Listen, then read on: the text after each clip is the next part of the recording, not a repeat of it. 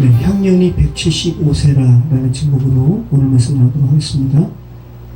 우리 지난주 말씀 아브라함의 노종 엘리에셀이라고 그러죠. 이 사람이 이삭의 부인을 찾아, 신부를 찾아 이렇게 데려오는 이 기사를 통해서 성경은 명확한 것을 말씀하고 있는데, 신랑 되신 그리스도와 그리스도의 신부된 교회와의 관계를 말씀하고 있었습니다. 자, 지난주 말씀을 기억해 보세요. 신랑의 소식을 들으면 신부는 지체 없이 신랑에게로 간다. 네, 이거. 자, 신랑의 소식을 듣고도 신랑에게 가지 않으면 신랑의 신부가 아니다. 네. 엘리에셀이 이것을 아브라함에게 이야기하니까 그러면 내버려둬라. 그죠? 그 예수님의 제자 70명이 복음을 전하잖아요. 예수님께서 뭐라 그러시냐면 이걸로 가고 저걸로 가서 복음을 전하는데, 거기에서 응대하지 않으면 그냥 신발 털고 나오라. 자, 복음에 대한 반응은 개인의 자유의지라는 거. 성경이 말하는 부분을 우리가 다시 한번 알게 됩니다. 복음에 대해서 반응하는 부분에 대해서. 복음에 대해서 반응하는 부분은 그 개인의 선택의 문제라는 거예요. 억지로 하는 것이 아니라는 거예요. 그러니까 하나님께 누구는 구원에 이르게 하고 누구는 멸망에 처하게 하는 것이 하나님의 책임이 아니라는 거. 각각의 책임이라는 거. 우리 인간은 로봇가 아니라는 거. 자유의지라는 놀라운 신적인, 자유의지 자체는 신적인 거예요. 자유의지가 있다는 거. 자, 또 지난주 말씀을 통해서 우리가 알게 되는 것은 뭐예요? 이 세상에는 결과론적으로 주님의 백성이 되는 이들과 주님의 백성이 아닌 자들이 섞여 살아가고 있다는 거. 그런데 우리는 누가 하나님의 백성이고 누가 하나님의 백성이 아닌지 모른다는 거. 그래서 농부가 씨를 뿌리듯이 우리는 파종하는 거, 뿌리는 그러한 존재라는 거. 우린 그렇게 씨를 뿌리듯이 그리스도의 소식을 전파해야만 하고, 그죠? 세상 속에 살고 있었던, 이 소식을 듣지 않으면 그리스도의 소식을 몰랐던 이들이, 근데 결과론적으로는 그리스도의 신부가 된 이들이 이 소식을 듣고 그리스도께로 나오게 된다는 거. 그러니까 복음 전파의 사명이 얼마나 우리에게 있는지 다시 한번 알게 됩니다. 자, 오늘 말씀은 우리 창세기 11장 하반부부터 살펴보았던 아브라함이 이제 그에게 허락된 육신의 수를 다하고 아버지 집으로 돌아가는 장면입니다. 자, 우리 1절로 우리 4절 말씀 같이 읽겠습니다. 아브라함이 후처를 맞이하였으니 그의 이름은 구두라라. 그가 시므람과 욕산과 무단과 미디안과 이스박과 수아를 낳고, 욕산은 스바와 드단을 낳았으며 드단의 자손은 아수르 족속과 루드시 족속과 루미 족속이며, 미디안의 아들은 에바와 에벨과 하녹과 아비다와 엘다아임이 다 그두라의 자손이었더라. 자, 이렇게 또 발음하기도 어려운 이름들이 열거되지만, 자, 지난주 제가 이렇게 좀 핵심을 말씀드린 것처럼 딱 두 부류라는 거. 오늘 이렇게 많은 이름들이 나오잖아요. 또 이스마엘의 자손의 이름도 나오고, 자, 이삭과 대비하기 위함이에요. 그것만 생각하시면 됩니다. 네. 자, 아브라함의 수명을 다하고 죽음에 이르는 내용 이전에 뜬금없이 아브라함이 후처를 두는 그런 기사가 서술되고 있습니다. 자, 우리는 지금까지 그냥 일반적으로는 아브라함이 사라를 통한 이삭을 낳은 것 외에 하갈 정도 이렇게 후처를 두어서 이스마엘을 낳은 걸로 생각을 하는데, 성경은 더 기록하고 있다는 거. 구두라라는 소실을 두어서 이렇게 6명의 아들을 더 낳았다라는 사실을 지금 성경이 설명하고 있습니다. 그런데 아까 말씀드린 것처럼 언약의 아들 이삭과 대비하기 위한 창세기 기자의 이렇게 서술입니다. 장치입니다. 자, 아무튼 아브라함이 그두라와 언제 또 이렇게 후처를 두었을까요? 아마 대략적으로 사라가 죽은 이후일 거라 생각을 합니다. 자, 그러면 사라가 127세 죽잖아요. 그럼 아브라함이 사라보다 10살 더 많으니까 아브라함이 그두라를 첩으로 둔 것은, 그죠? 137세 이후죠. 그리고 아브라함이 175세 죽으니까 그두라와 약 35년에서 40년 가까이 그래도 삶을 사는 거예요. 꽤 오래 그래도 같이 살았습니다. 자, 아무튼 성경이 말하는 바는 그두라의 이 후손들, 여기 미디안 나오고요. 모세의 장인 이드로가 미디안 사람입니다. 그런데 일반적으로 그드로의 자손들은 이스라엘과 적대적인 관계에 놓여요. 기드온이 누구의 손에서 이스라엘 백성들을 구출해요? 미디안의 손에서. 그드로의 자손이에요. 대략적으로 계속해서 오늘 그드로의 후손들, 이스마엘의 후손들 다 언약의 자손 이삭과 대척점에 있는 그런 후손이라는 거. 일부러 지금 성경 기자가 대조하고 있다는 거. 자, 우리 5절 말씀에서 6절까지 우리 같이 읽겠습니다. 아브라함이 이삭에게 자기의 모든 소유를 주었고 자기 서자들에게도 재산을 주어 자기 생전에 그들로 하여금 자기 아들 이삭을 떠나 동방 곧 동쪽 땅으로 가게 하였더라. 굉장한 의미를 담고 있죠. 자, 여러분 그드로의 아들도 아브라함에게 있어서 자기 아들이잖아요. 근데 오늘 성경이 말하는 거 보세요. 자기 아들이라는 표현은 이삭에게만 하고 있어요. 그죠? 네. 서자들이라고 표현하고 있고요. 자, 만약에 그드로의 후손이 하나님께서 아브라함에게 허락하신 이삭과 같은 이런 복을 드러내는 아들이라면 오늘 5절로 6절까지의 이러한 설명이 필요 없을 거예요. 똑같이 자기 아들 이삭처럼 그드로의 아들들에게도 행했더라. 이렇게 표현했겠죠. 그런데 오늘 보면 이 본문이 말하는 바는 뭐예요? 서자들과 언약의 아들이 아닌 이들과 그저 언약의 아들 이삭과 지금 분리시키고 있습니다. 아브라함이 죽기 전에 한 일이에요. 이것이 의미하는 바를 한번 잘 생각해 보시기 바라요. 아브라함이 자기의 죽음 이전에 사라의 아들 이삭과 그드로의 아들들 간의 관계를 정리하고 있습니다. 자, 이삭에게는 뭘 줬다 그래요? 모든 소유라고 그러잖아요. 모든 것을 준 거예요. 근데 이 모든 것 안에는 정신적인 것도 포함돼요. 가장 대표적인 것은 뭘 줬을까요? 하나님을 예배하는 것. 신앙을 줬습니다. 네. 가장 중요한 것을 줬어요. 그런데 그드로의 아들들, 소실에게서부터 난 아들들에게는 재산을 줬다 그러잖아요. 그러니까 이제 돈이에요. 네. 현대말로 이야기하면 마타나라는 말인데 뇌물이라고 번역되기도 해요. 뇌물을 줬대요. 선물이에요, 선물. 그러니까 물리적인 이 세상에서의 그냥 재물만 줬어요. 근데 이삭에게는 모든 것을 줬어요. 재물 플러스 뭘 줬다라는 거예요? 영적인 거. 하나님의 예배함에 대해서. 이것을 줬다라는 겁니다. 자, 그래서 지금 아브라함이 지금 뭐를 하고 있냐 하면 이 그드로아로부터 난 이런 6명의 서자들을 언약의 아들 이삭과 분리시키고 있다는 거예요. 그래서 자기의 아들 이삭을 떠나 동쪽 땅으로 가죠. 이렇게 하고 있어요. 여러분 지금까지 우리가 창세기 살펴봤죠? 동쪽은 특별해요. 그죠? 하나님을 떠난 이들이 동쪽으로 가는 거예요. 자, 아담과 하와가 타락한 이후에 이제 하나님께서 아담과 하와를 에덴 동편으로 쫓아내시죠. 그리고 가인의 후예들이 동쪽으로 이동하다가 신할 평지에서 바벨탑 쌓고 하나님을 대적하는 거예요. 네. 그래서 성막에서 죄인들이 들어오는 문이 무슨 문이에요? 동문이에요. 예수님의 탄생을 축하하러 어느 쪽에서 와요? 박사들이? 동쪽에서. 동방박사예요. 성경이 말하는 바가 있습니다. 그러니까 지금 일부러 아브라함이 언약의 백성 이삭과 대조시키는 이런 그드로의 아들들을 동쪽으로 추방했다고. 동쪽으로 제발 좀 가줘. 이렇게 아브라함이 지금 죽기 전에 정리하고 있다는 거 기억하시기 바랍니다. 그래서 왜 이삭하고 서자들하고 이렇게 달라나요? 지금 성경이 지금 이렇게 대조하고 있는 거예요. 그러니까 하나님의 생명이 있는 자들과 하나님의 생명이 없는 자들을 이렇게 구분하고 있는 거예요. 제가 서두에 말씀드린 것처럼 오늘도 발음하기 어려운 이름들이 열거되잖아요. 네. 이들과 이삭이 딱 구분된다고요. 지금 그 관점으로 생각하시면 됩니다. 그러니까 성경은 회색지대가 없습니다. 선생님. 네. 흙 아니면 백이고요. 구원 아니면 멸망입니다. 생명 아니면 사망입니다. 지금 그런 관점으로 지금 성경 기자가 독자들에게 너희 뭘 선택할래? 라는 것을 지금 아브라함의 기사를 통해서 제시하고 있다는 거예요. 자, 우리 7절로 우리 10절 말씀 같이 읽겠습니다.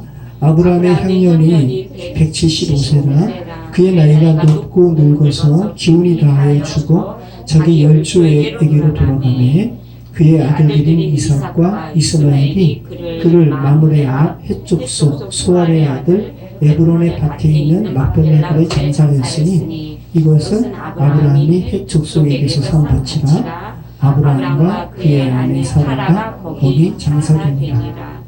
예, 아브라함이 자기의 나그네 됨을 강조하면서 산 땅 막벨라굴에 그죠? 아내 사라를 묻었고 자신도 거기에 매장됨에 대해서 지금 설명하고 있습니다. 자, 아브라함의 향년이 몇 살이래요? 175세. 자, 여기서 향년이란 말은 아까 말씀드린 것처럼 자, 향년하면 소천하신 분에게 향년 몇 세에 돌아가셨습니다. 이렇게 이야기 하잖아요. 우리말로 하면 한평생 살아 누린 횟수가 향년이죠. 근데 히브리어 의미는 더 이렇게 좀 깊습니다. 향년이 뭐라 그랬죠? 여기서 향으로 번역된 것은 하이예요. 하이. 생명. 산.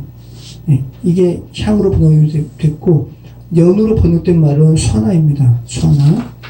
자, 여기서 이 쇠나가 복수형이에요. 연들이에요. 연들이지만 이 형태도 복수지만 의미도 쇠나라는 의미에 반복이라는 의미가 있어요. 이중이라는 의미가 있어요. 여러분이 지금 어떤 분은 60세 넘으셨고 저는 50 넘었고 뭐 그렇지만 지금 아브라함도 175세잖아요.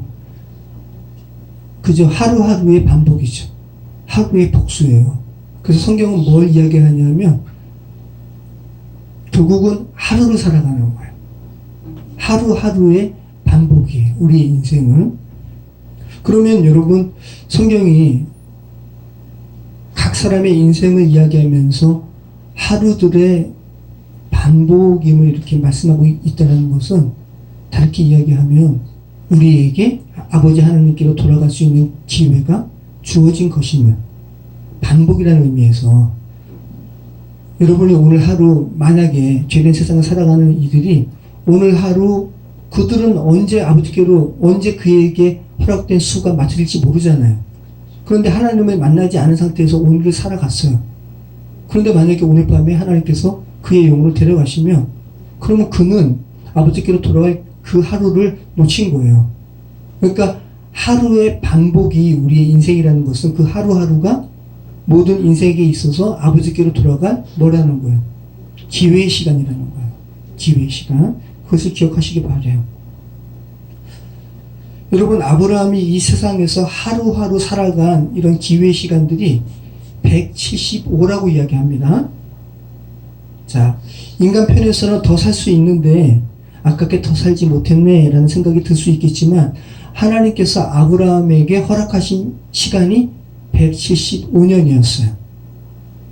자, 그런데 여러분 보세요. 아브라함이 몇 세에 하나님을 만나고 몇 세에 만난다기보다 몇 세에 하나님의 음성을 어렴풋이 듣고 이 죄된 그죠? 갈대아 우르에서 달신을 저격하고 달신을 섬기던 그런 뿌리 깊은 우상으로 가득 찬 우상의 가치관으로 가득 찬 아브라함이 언제 이 우상의 이 껍데기를 넘은 창조주 하나님께서 계시구나라는 것을 언제 느끼고 그 하나님의 부르심을 따라 갈대아 우르를 떠났어요.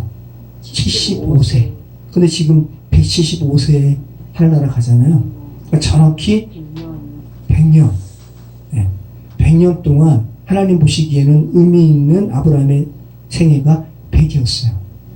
그런 거 생각해 보시기 바래요. 일부러 굉장히 그러니까 아브라함은 굉장히 상징적인 인물이에요. 하나님의 백성, 그냥 죄된 세상을 살아가다가 하나님의 콜링을 받고 살아간 인생은 이런 거야 라고 대표적으로 우리에게 가르쳐주는 인물이 아브라함. 하필이면 또 정확히 100년을 살아요.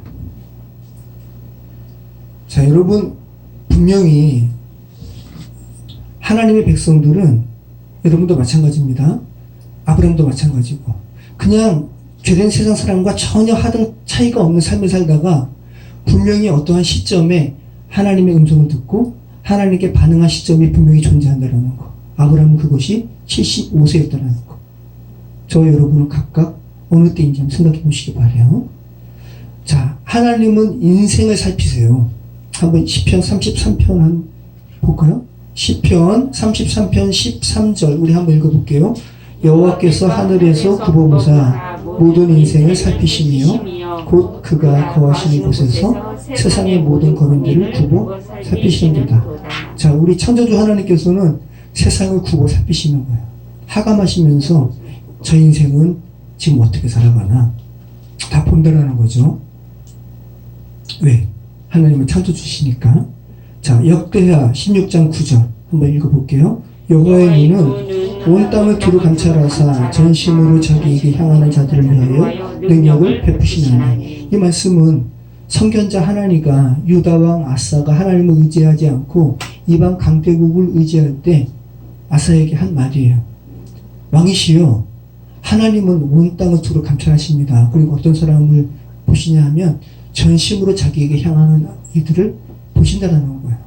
하나님은 모든 인생을 감찰하세요. 그러면서 어떤 이가 정말 주파수가, 그죠? 자, 지금 우리가 라디오 우리가 듣잖아요. 그죠? 주파수를 맞추면 여러 주파수가 있잖아요. 지금 이곳에는 많은 주파수가 지금 이렇게 들리는 거 아니에요? 그죠? 근데 우리는 모르지만 라디오 주파수를 맞추면 때로는 기독교 방송도 들리고, 그죠? 뭐를 틀면 이슬람권에서는 이슬람 방송이 들릴 거예요. 그죠? 자, 마찬가지예요. 죄된 인생이 각각의 삶을 살다가 하나님 보시는 거죠. 야, 저 사람이 이제 내게 주파수 맞췄네. 이거 보시는 건 아니에요. 그 이야기 한다는 거죠.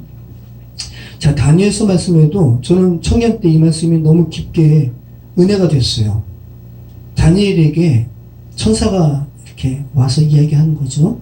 자, 다니엘서 10장 12절 함께 있습니다. 그가 내게 이르되 다니엘아 두려워하지 말라. 내가 깨달으려 하여 내 하나님 앞에 스스로 겸비하게 하기로 결심하던 첫날부터 내 말이 응답받았으므로 내가 내 말로 말미암아 만나니라. 물론 이게 묵시문학이고 세상의 심판에 대한 묵시의 환상을 이제 다니엘이 깨달으려고 하고 천사가 여기에 대해서 이야기하는 건데 그것을 떠나서 한번 보세요.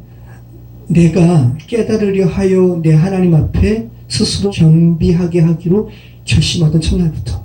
하나님 앞에 겸비하다는 게 뭐예요? 겸손하게.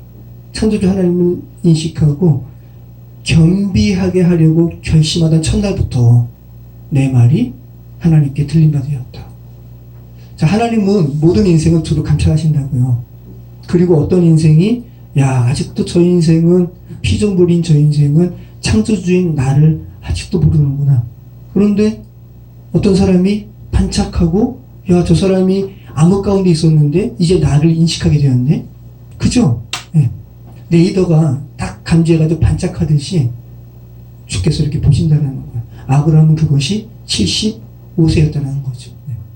참 놀랍죠. 이런 것을 보시면 내가 참 보이지 아니하는 영이신 하나님을 내가 인식할 때 나도 참 특별한 순간이지만 그 창조주 하나님께도 참 특별한 순간이었겠다. 얼마나 기쁘셨을까? 한번 생각해 보시기 바래요. 자, 창세기 5장의 에녹도 그렇습니다. 그에게 있어서 그렇게 하나님께 반응했던 시간이 그의 나이 65세였어요.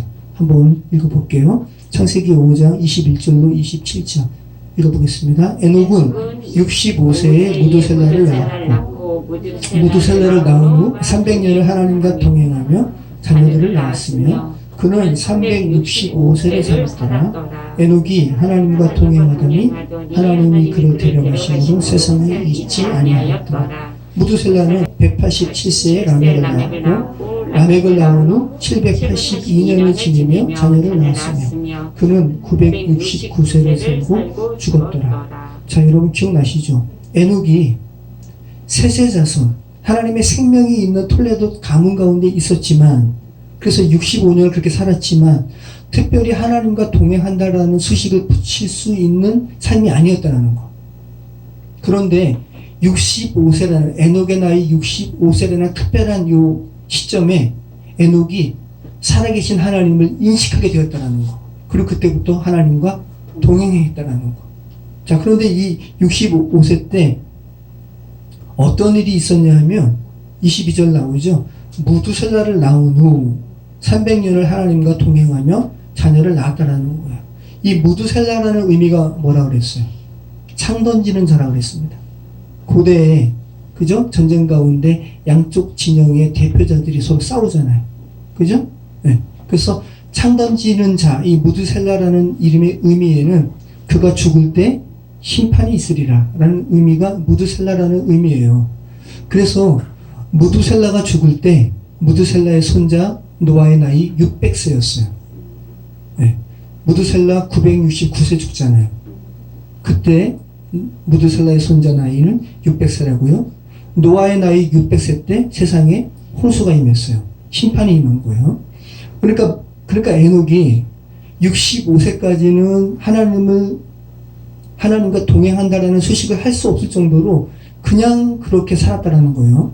그러다가 65세 때 특별하게 이 죄된 세상에 하나님께서 심판을 하시는 그 날이 있겠구나 라고 이 죄된 세상에 임하신 하나님의 심판을 생각을 하고 또 살아계신 하나님을 그때부터 인식하게 되었다라는 거예요. 그러면서 그가 하나님과 동행했다라는 거예요. 여러분 운동 경기에 그죠? 그걸 뭐라 그래요? 발 묶어가지고 함께 이렇게 그죠? 발 묶어가지고 2인 삼각 경기 발 묶어가지고 먼저 이렇게 도는 거. 하나님과 동행했다는 게 그 의미예요.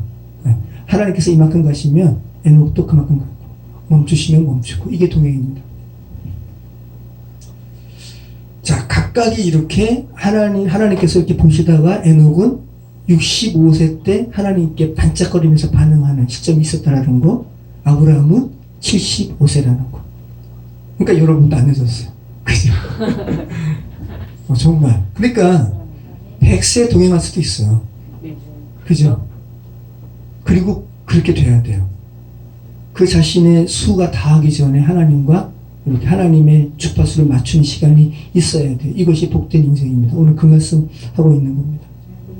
자, 우리 8절로 10절 말씀 같이 읽겠습니다. 그의 나이가 높고 늙어서 기운이 다하여 죽어 자기 연초에게로 돌아가니 그의 아들들이 이삭과 이스마엘이 그를 나무레아 헷족속 수알의 아들 에브론의 밭에 있는 막벨라 굴에 장사하였으니 이것은 아브라함이 헷족속에게서 산 밭이라. 아브라함과 그의 아내 사라가 거기 장사되니라. 자, 여기 8절에 나이가 높고 늙어서 기운이 다하여 이렇게 죽었다라는 이 한글 성경은 꼭 생물학적으로 한계를 다해 죽었다는 뉘앙스가 강하잖아요.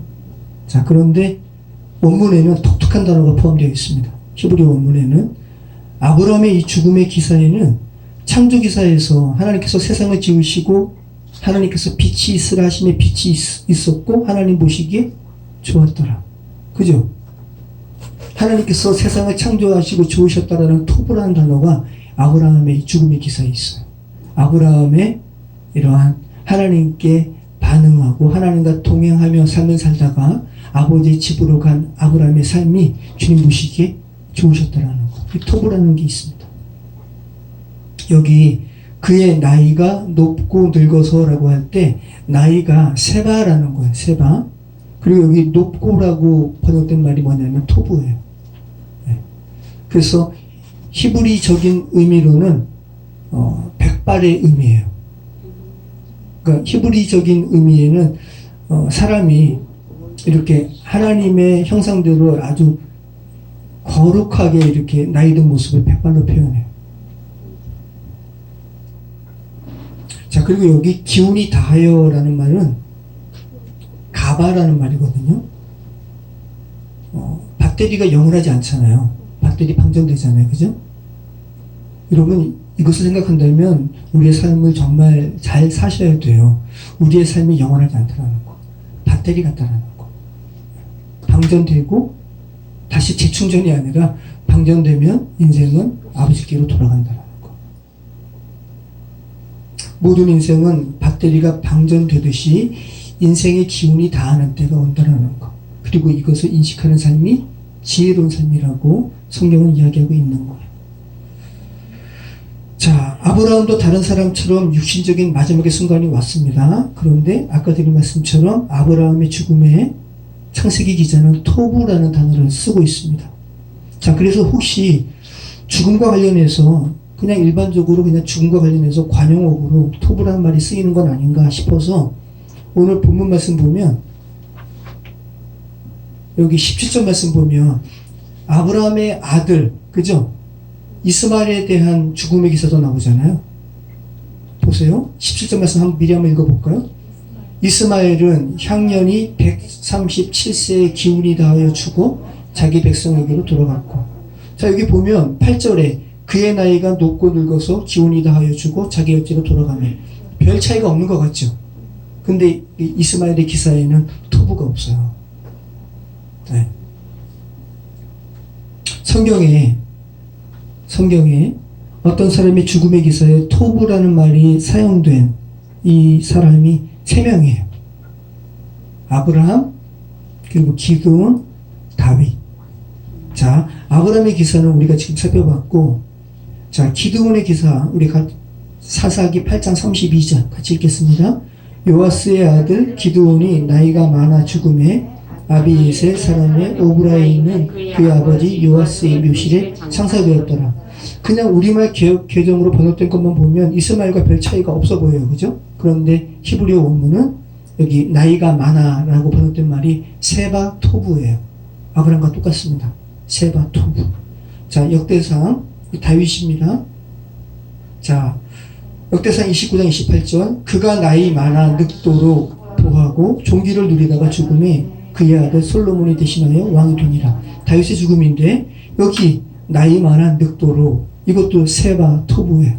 네, 아브라함처럼 토부, 그의 죽음이 그의 삶이 복되었다고 이렇게 기록하고 있는 겁니다. 그러니까 우리말로는 그냥 나이 많아 죽은 것처럼 똑같이 번역을 했지만 원문은 분명한 차이가 있다는 거. 하나님께서는 저와 여러분의 이 죽음의 기사에도 토부라는 말을 쓰고 싶어 하시겠죠? 네. 이거 얼마나 복된 그런 삶입니까? 자, 인간이기에 그죠? 아브라함이 하나님의 부르심 이후에도 좌충우돌하는 모습이 있었지만 그렇지만 계속 성숙해 가다가 궁극적으로 그의 죽음에 토부라는 하나님께서 말을 사용하실 정도로 그의 죽음이 복된 삶의 아침이었습니다. 다윗도 마찬가지고 하나님의 사람이었지만 자기 부하도 죽이고 부하의 아내를 빼앗는 정말 엄청난 죄악을 저질렀지만 다윗의 삶도 이렇게 주께서 아름답게 회복시키셨습니다. 자, 다시 한번 우리 8절 말씀 읽어볼게요. 그의 나이가 높고 늙어서 기운이 다하여 죽어 자기 열조에게로 돌아가매. 자,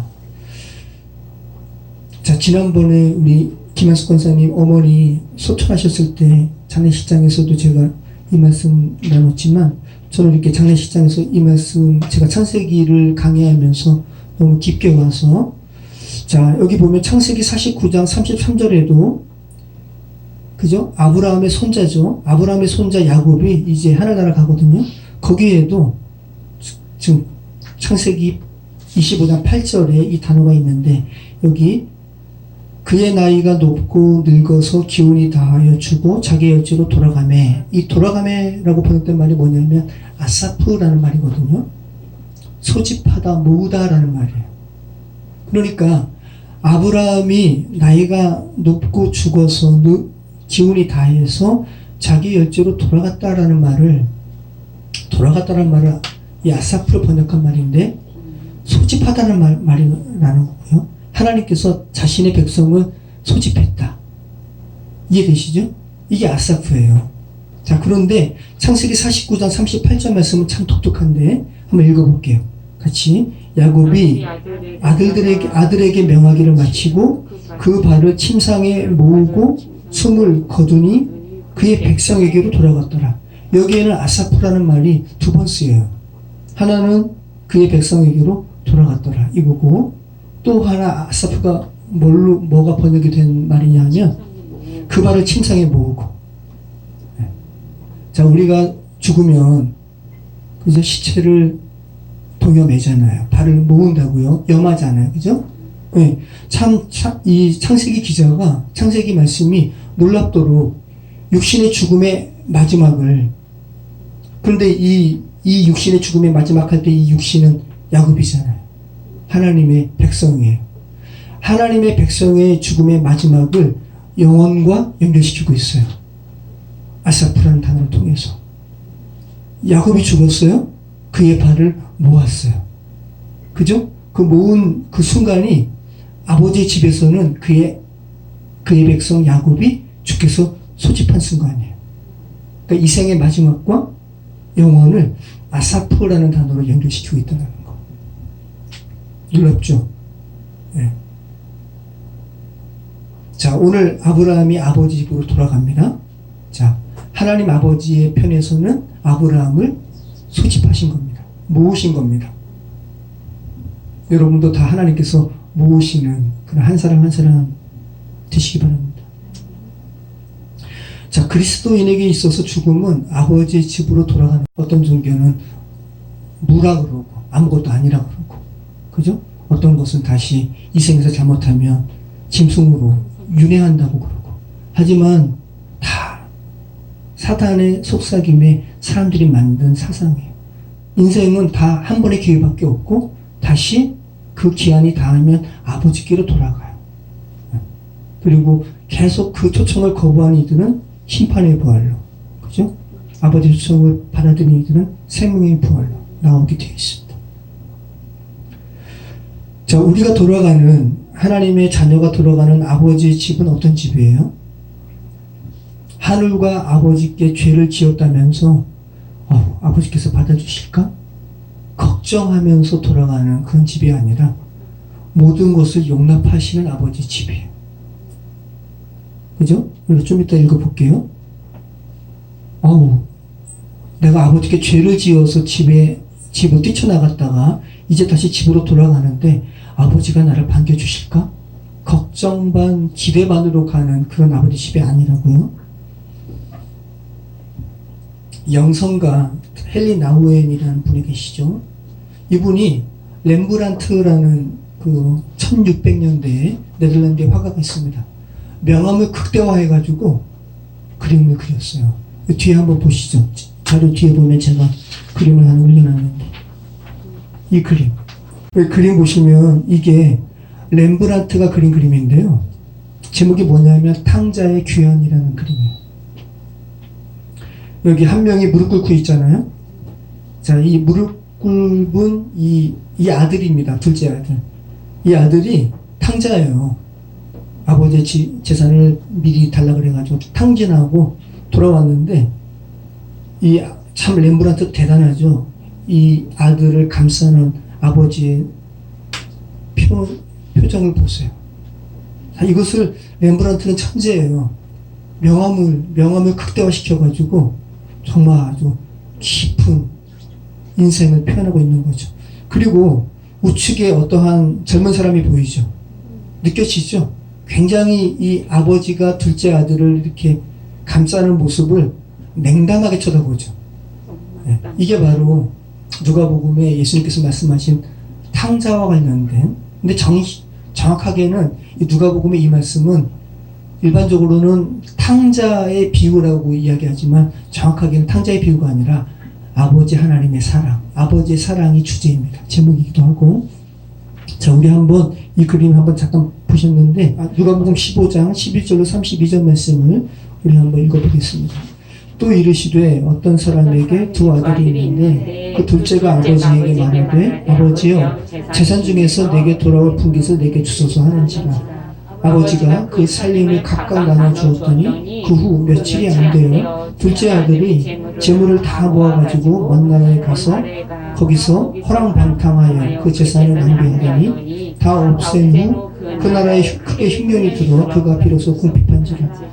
가서 그 나라 백성 중 한 사람에게 붙여 사니 그가 그를 들러보내어 돼지를 치게 하였는데 그가 돼지 먹는 쥐염 열매로 배를 치르고자 하되 주는 자가 없는지라. 이에 스스로 돌이켜 이르되 내 아버지에게는 양식이 풍족한 품꾼이 얼마나 많은가.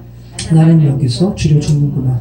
내가 일어나 아버지께 가서 이르기를 아버지 내가 하나님과 아버지께 죄를 지었사오니 지금부터는 아버지의 아들이라 일컬음을 감당하지 못하겠나이다. 나를 품꾼의 하나로 보소서 하기를 하고.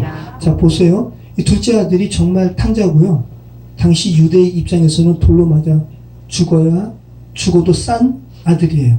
아버지가 아직 살아있는데 아버지 유산 제게 주세요라고 하는 거거든요. 그 말은 달리 이야기하면 뭐예요? 아버지 빨리 죽으세요. 그죠? 돌 맞아서 죽어야 되는데 아버지가 그 아들 말 듣고 그래도 재산을 이렇게 정리해가지고 아들에게 줬어요. 근데 이 아들이 이 재산 가지고 이정말리 가가지고 다 창기하고 놀고 다 허랑방탕하게 쓰다가 다 말아먹은 거예요. 그러면서 어느 지경까지 갔냐 하면 돼지를 치는 신세까지 갔어요. 자, 유대인들은 돼지를 부정하게 여겨요. 그러니까 엄청나게 타락한 존재가 되었다는 거예요. 그런 가운데 이 탕자가 정말 회개했어요. 거짓으로 회개한 것이 아니라 그 이유로 그 사실을 우리가 어떻게 알 수 있냐면 18절 말씀을 통해서 알 수 있어요. 내가 일어나 아버지께 가서 이르기를 아버지 내가 하늘과 아버지께 죄를 지었사오니. 그러니까 내가 단순히 육신의 아버지 당신에게만 죄를 지은 것이 아니라 하나님께도 제가 죄를 지었습니다 라고 고백하는 겁니다. 진짜 회개를 한 거예요. 자, 하지만 자신이 지은 죄가 있으니까 아버지의 집으로 돌아가는 것이 불안해요. 아버지가 나를 거절하면 어떡하지? 그죠? 자, 20절 말씀 같이 읽어볼게요. 이에 일어나서 아버지께로 돌아가니라. 아직도 거리가 먼데 아버지가 그를 보고 측은히 여겨 달려가 목을 안고 입을 맞추니 아들이 이르되 아버지 내가 하늘과 아버지께 죄를 지었사오니 지금부터는 아버지의 아들이라 일컬음을 감당하지 못하겠나이다 하나 아버지는 종들에게 이르되 제일 좋은 옷을 내어다가 입히고 손에 가락지를 끼우고 밭에 신을 신기라. 그리고 살찐 송아지를 끌어다가 잡으라. 우리가 먹고 즐기자. 이 내 아들은 죽었다가 다시 살아났으며 내가 잃었다가 다시 얻었노라 하니 그들이 즐거워하니라 하더라. 보세요. 20절 말씀 보면 이제 이 둘째 아들이 아버지께로 가는 거 아니에요. 그런데 예수님께서 말씀하시는 거예요. 뭐라고 표현하고 있어요? 아직도 거리가 먼데 아버지 집으로 도착하기까지는 아직도 거리가 멀어요. 그런데 아버지가 거기서 이미 서 계셔서 둘째 아들이 오는 것을 보고 달려오는 거예요. 이 말은 아버지가 언제 둘째 아들이 아버지 집으로 돌아올 줄 알고 기다려요. 날마다 기다리는 거예요. 둘째 아들이 돌아올 것을. 여러분 노란 손수건이라는 내용 아세요? 한 죄수가 출소했어요. 자기 집으로 가는 거예요. 버스 타고. 근데 아내에게 너무 잘못한 것이 많아요. 그런데 편지에 아내에게 나 이제 출소하는데 우리 집으로 다시 갈 건데 나를 지금도 받아줄 거면 거기 나무에다가 노란 손수건을 좀 이렇게 걸어달라고. 그래서 이제 이 남편이 출소하고 버스를 타면서 옆에 있는 사람에게 이 자초지종을 이야기한 거예요. 이렇게 해서 지금 집으로 돌아가고 있다. 근데 내가 차마 고향 집에 나무를 볼 용기가 안 난다. 아내가 자기를 거절할 수도 있잖아요. 이해되시죠? 대신 좀 봐달라고. 그래서 그 얘기를 들은 사람이 대신 본 거잖아요. 그죠? 근데 그 노란 손수건이 한 장만 아니라 수십 장을 나무마다 다 걸어놓은 거예요. 이것과 그죠? 둘째 아들을 기다리시는 아버지의 마음과 연상을 해서 생각해 보시기 바래요. 자, 이렇게 둘째 아들을 맞이하는 아버지와 달리 이 상황을 냉담하게 쳐다보는 이가 있습니다. 형이요, 형. 맏아들입니다. 자, 25절 말씀 같이 읽겠습니다.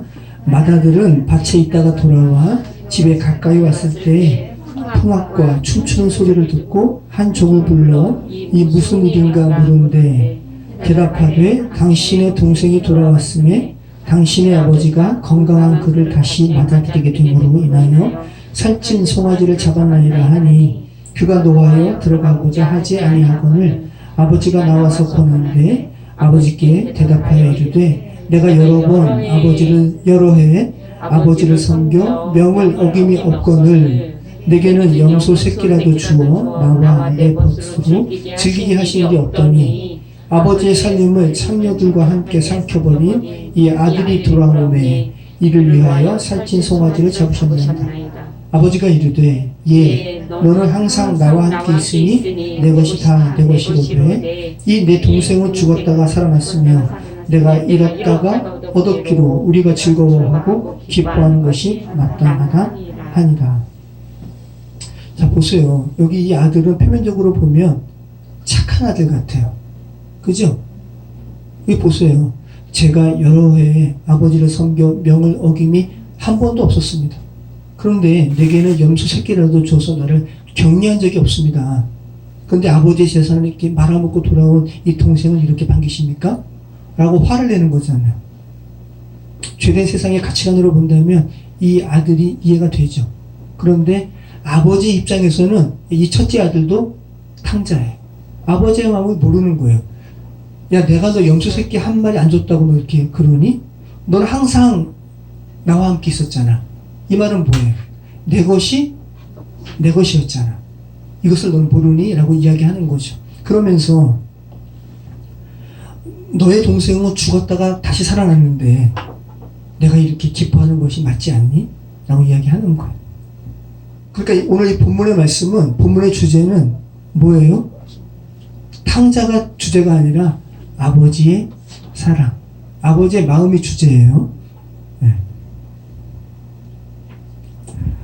자, 네덜란드의 화가 렘브란트가 이런 이 색깔, 명암의 차이로 이러한 인생의 이런 극명한 대조를 이렇게 표현하고 있는 거예요. 렘브란트가 천재이죠. 엄청난 천재입니다.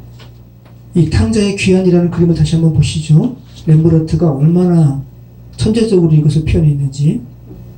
자, 오랜 시간 집을 떠나서 이 아들이 죽었을까, 어떻게 됐을까 기다리다가 아버지의 눈이 멀었어요. 초점을 잃은 표현을 이렇게 하고 있는 거. 눈 보시죠? 그리고 아버지의 손을 보세요. 한 손은 거칠어요. 한 손은 부드러워요. 그러니까 자식을 위해서 아주 거친 일도 마다하지 않고 자식을 위한, 그저 가족을 위한 이 아버지의 강인함을 거친 손, 그림에서 오른손으로 표현을 했고, 잃어버린 아들을, 그냥 타락했던 아들이 돌아오니까 그를 책망하지 않고 품으시는 아버지 하나님의 사랑을 부드러운 손으로 표현을 했어요. 이 둘째 아들에 대한 표현도 보세요. 신발이 두 개가 있는데 달라요. 하나는 샌들이에요. 나그네, 정처 없이 막 다니다가 신발이 다 헐고 헤어진 이 샌들을 표현하고 있고, 그래서 거의 벗겨진 신발. 또 한 신발은 그림에는 잘 표현되고 있지 않지만 아주 부잣집 도련님들이 신는 신발을 신기운 거예요. 그렇게 표현하고 있습니다. 이 둘째 아들이 진짜 회개했다고 그랬잖아요. 네. 아버지와 하늘에게 제가 죄를 지었습니다. 자, 이 모습을 머리를 이렇게 민 모습으로, 죄인임을 깊게 자각할 때 머리를 밀거든요. 머리를 민 모습으로 이렇게 표현하고 있죠. 그리고 아버지와 아들을 빛으로 지금 감싸고 있죠. 그래서 빛과 어둠을 이렇게 대조적으로 지금 표현하고 있는 거예요. 그리고 이 모습을 냉소적으로 바라보는 큰아들, 그리고 옆에 있는 하인들. 자, 헨리 나우엔이 뭐라 그러냐면, 우리는 모두 집을 나간 둘째 아들과 같은 탕자라고 이야기해요. 그리고 우리가 모두 또 첫째 아들과 같은 냉담한 그런 또 탕자의 모습도 우리에게 있다고 이야기해요. 그래서 헨리 나우엔은 이 그림을 통해서 아버지의 마음까지 갈 수 있어야 한다고 이야기하는 거예요. 그리스도인들이 대부분 아버지의 집으로 돌아가는 것이 인생의 궁극적인 목적이라고 이렇게 이야기하지만, 헨리 나우엔은 이 탕자의 귀환이라는 이 책을 통해서 아버지의 집으로 돌아가는 것을 넘어서 더 큰 부르심을 느낄 수 있어야 된다고 이야기해요. 그것은 뭐냐면 아버지의 성품까지 가야 된다고. 용서하고 화해하고 치유하고 또 잔치를 베푸자 그러잖아요. 잔치상을 베푸는 이 아버지의 두 손이 그리스도인의 손이 되어야 한다고 그렇게 이야기하는 거예요. 여기까지 도달하지 못할 때 헬리나우에는 그리스도인의 여정이 완성된 여정이 아니라고 이야기하는 거예요. 단순히 아버지의 집에 가는 걸 넘어서 아버지의 마음까지 이르르는 것이 그리스도인의 궁극적인 목적이 되어야 한다고 이렇게 이야기하는 겁니다.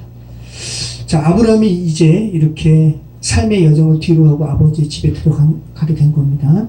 자, 우리 11절 말씀 같이 읽겠습니다. 아브라함이 죽은 후에 하나님이 창세기 25장 11절 아브라함이 죽은 후에 하나님이 그의 아들 이삭에게 복을 주셨고 이삭은 베엘라헤로의 근처에 거주하였다.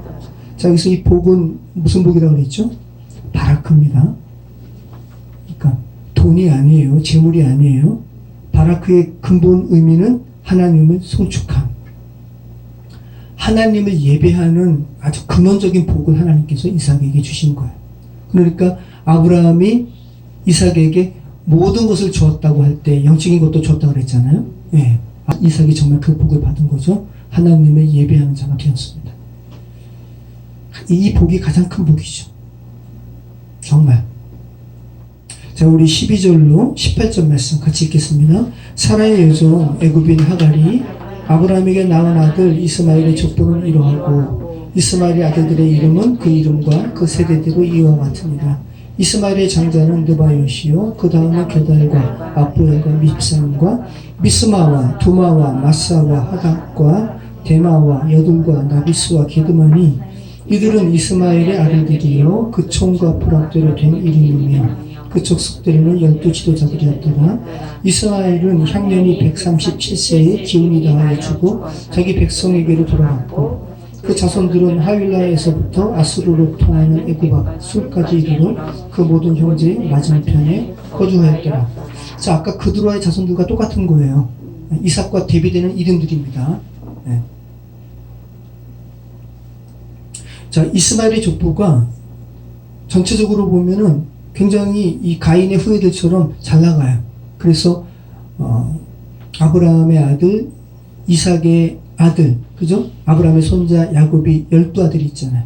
다 그래서 이스라엘의 12지파가 된 것처럼 대조해가지고 이스마엘의 아들들도 12족장이 되었어요. 세상적으로는 잘 나가요. 근데 이들이 하나님의 보시기에 언약의 그러한 자손이 아니라는 것을 18절 하반부에서 말하고 있어요. 자, 18절 같이 읽어볼게요. 그 자손들은 하일라에서부터 아수르로 통하는 애굽 앞 술까지 이르러 그 모든 형제의 맞은편에 거주하였더라. 이 그 모든 형제는 뭐냐면 이스라엘의 맞은편. 이 맞은편이라는 말은 이스라엘을 대적해서 라는 말이에요. 영어 성경이 더 정확하게 이스라엘을 대적한 자손들이었다고 이렇게 번역을 하고 있습니다. 자, 성경이 지금 이삭의 후손과 지금 대조시키고 있는 거예요. 상대적으로는 이삭, 야곱으로 이어지는 복보다 더 커 보여요. 세상적으로 잘 나가 보여요. 그런데 하나님 보시기에는 온전한 삶이 아니었다고, 그죠? 이스마엘의 죽음에는 토부를 생략함으로, 토부가 없음으로 말씀하고 있는 겁니다. 자, 여러분, 하나님의 백성이 아닌 이 세상의 사람들은 진짜 복이 뭔지 몰라요. 그래서 지난번에 잠깐 말씀드린 것처럼 가상화폐, 가상이라는 말을 통해서 또 부를 축적하는 부분도 이렇게 쓰고 있고, 진정한 복이 뭔지 몰라요. 눈에 보이는 복이 단 줄 알고 그거 집착하다가 배터리가 닿아서 죽는 그런 죽음을 맞이하는 거예요. 그렇게 준비 없이 살다가 어느 순간 사형 집행의 순간이 돌아오는 겁니다. 그리고 그러한 죽음은 하나님 보시기에 좋은 죽음, 톱으로 면면되지 못한다라는 것. 자, 여러분 말씀 마치겠습니다. 오늘 아브라함의 마지막의 여정을 한번 보시죠. 한번 생각해 보세요. 아브라함이 죽기 전에 뭐 했는지. 이 아브라함의 마지막의 여정을 보면서 하나님의 자녀가 주님께서 허락하신 이 세상에서의 기운이 있는 동안 반드시 해야 할 것이 무엇인지 우리는 알게 됩니다. 그죠? 아브라함이 175세에 아버지의 집으로 가기 전에 한 행동이 뭐예요? 이삭과, 그죠? 약속의 아들 이삭과 인간의 소욕으로 이룬 것을 대표하는, 그죠? 이스마엘도 마찬가지고 그들과의 자녀들과 구분했다라는 거. 이제 인간적으로는 서자들도 자기 아들이잖아요, 이런 생각 하실 수 있는데, 지금 성경이 지금 그 말하고 있는 게 아니라는 거예요. 네. 아브라함이 그들의 아들들도 사랑했어요. 사랑했기 때문에 선물 준 거예요. 근데 지금 성경이 그걸 떠나서 근본적인 생명을 붙드는 것과 생명을 붙들지 않는 것을 대조해서 지금 말씀하고 있는 겁니다. 자, 아브라함이 아버지의 집으로 가기 전에 그들과의 관계에서 낳은 6 아들들에게는 선물을 주어서 이삭을 떠나 동쪽으로 가게 했다는 거 여러분 기억하시기 바래요. 그리고 이삭에게는 영적인 것을 포함한 모든 것을 주었다고 표현하고 있다는 거. 그들과의 자녀들에게는 선물을 주었다고, 재물을 주었다고만 표현했지만 이삭에게는 모든 것을 주었다 라고 표현했다는 것을 여러분 기억하시기 바래요. 자, 이러한 아브라함의 이러한 노년의 이러한 행위는 아브라함이 그의 75세에 부름받고 100년 동안 무엇을 추구했는지 우리는 알게 되는 거예요. 그의 삶이 정말 본향을 추구하는 나그네였음을 우리는 알게 됩니다. 요즘에 그 죽은 사람의 그 뭐죠? 한 사람이 돌아가시면 그 한 사람의 삶의 저치를 정리하는 그러한 직업이 생겼잖아요. 그죠? 네. 그래서 뭐 그런 그 경험을 토대로 글을 쓰는 일들도 있잖아요. 많은 것을 생각한대요. 한 사람의 그 가족은 차마 정리하지 못하는 것을 대신 정리하면서 여러 생각을 하는 거죠. 이재철 목사님도 어떤 인간의 일생인가 이 글에서 그런 글을 쓴 것을 제가 기억하는데, 한 사람의 인생은 그 사람이 남긴 서랍을 여러 번 알 수가 있대요. 그래서 서랍 정리 잘해야 돼요. 진짜. 네. 어떤 사람이 어떤 사람의 삶이 갑작스럽게 이렇게 돌아가시고 서랍을 열었는데 그 서랍 속에 정말 무엇이 있나. 후손이 정말 이렇게 공개하기 어려운 것이 있을 수도 있는 것이고. 제가 말하는 것을 잘 생각하시기 바래요. 한 사람의 인생은 그가 남긴 서랍을 여러 번 알 수가 있다. 여러분 서랍 통해 잘하시고요. 왜냐하면 우리의 의지와 상관없이 정말 우리가 인생을 다하게 되면 우리의 삶이 제3자에 의해서 이렇게 알려지고 평가되잖아요. 물론 그 평가가 중요한 건 아니에요. 하나님의 평가가 중요하지. 자, 그런데 아브라함이 남긴 서랍은 뭐예요? 서랍의 내용물은 뭐예요? 그가 나그네였음을 증언하는 것 외에는 없어요. 아브라함이 남긴 서랍의 내용물. 자, 아브라함을 위시한 성도들을 가리키는 대명사가 뭐예요? 히브리서 11장 말씀에서처럼 나그네예요. 나그네. 네. 나그네라는 단어는 정말 그리스도인들에게 있어서 정말 이정표 같은 거예요. 이정표. 이정표가 뭐예요? 그 표를 보면 그 표를 따라서 가는 거예요. 나그네. 그리스도인의 이정표는 나그네예요. 네. 그 나그네라는 것은 뭐예요? 나그네는 노숙자와 달라요. 홈리스와 달라요. 홈리스는 목적지가 없어요. 나그네는 목적지가 있어요. 그래서 나그네는 짐이 가벼워요. 근데 홈리스는 짐이 무거워요. 노숙인들 안타까운 마음으로 보세요. 얼마나 짐이 많아요. 다 해결해야 되니까.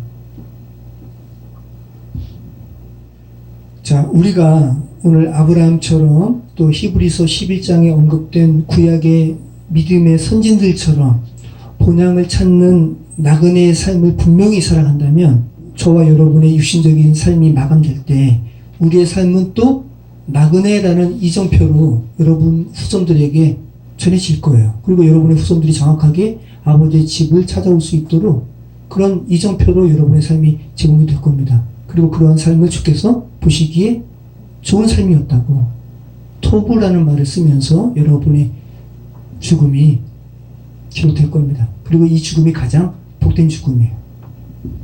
모쪼록 저와 여러분의 생애가 믿음의 여정이었음을, 그래서 저와 여러분의 삶의 마지막에 토부라는 평가를 주께서 하시기를, 그런 생애 되시기를 축원합니다. 기도하겠습니다.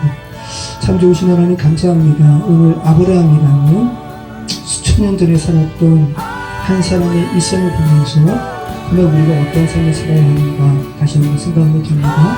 아브라함 75세 때 그 주파수가 하나님께 맞춰진 것처럼 하나님, 저희가 지금 하나님께 주파수가 맞춰진 삶을 사는지 다시 한번 주께 여쭙습니다. 아버지 하나님, 저희의 귀를 열어주시고 저의 영적인 민감함을 높이 해주셔서 아버지 하나님의 마음을 깨닫게 하시고 주께서 허락하신 배터리가 방전되는 이 생애를 살아갈 동안 아버지께서 인정하실 만한 삶을 살게 해주시고 또 우리의 삶을 주께서 좋으셨다고 토벌하고 평가될 만한 삶을 살게 하여 주시옵소서. 예수 그리스도 이름으로 기도합니다. 아멘.